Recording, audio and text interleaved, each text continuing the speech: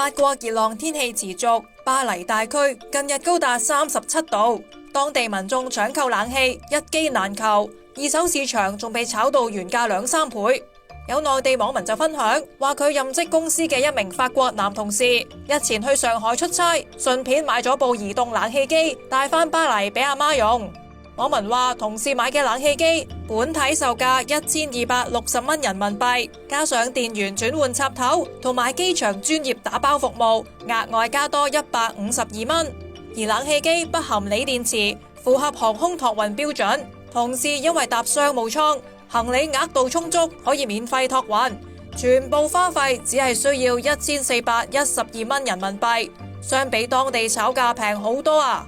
同事帶埋冷氣機已經抵達工作地點西班牙巴塞隆拿，將會喺稍後帶返巴黎啊！